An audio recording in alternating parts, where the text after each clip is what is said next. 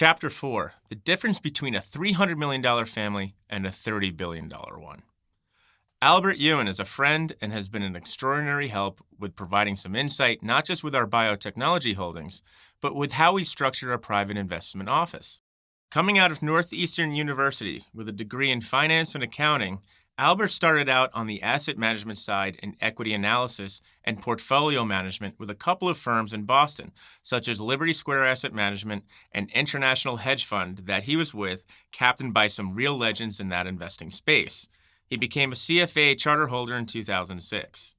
But it was the decade that he spent with Rockefeller and Company, which is now Rockefeller Capital Management, that he got to experience a lot more outside of anything quantitative. Albert was part of a team responsible for $5 billion in equities, but held primary responsibility for several sectors. After that, he moved to a fund managed by former Rockefeller fund managers, seeded by Rockefeller, called LR Global.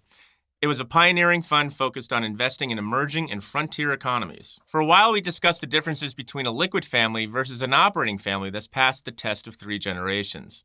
Many newer families today are liquidity families. They have much different motivations than a multi-billion-dollar established operating company or foundation like Rockefeller. Specifically, how do the extra zeros on the balance sheet affect decision-making? In the 1968 book, The Merchant Bankers, Joseph Welshberg brings it back to the days of Lehman's early nascent. Quote, "Many unorthodox deals made money for our investors, but with prestige and vision, one can still do all sorts of ingenious things. You must have real prestige in order to get other people to put up the money for you. It takes years of integrity and honest work to build up a good man."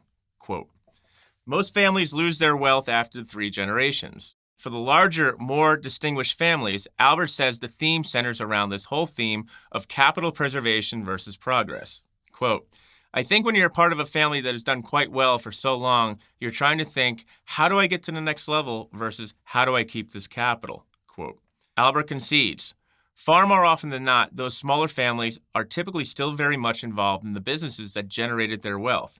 They never evolved.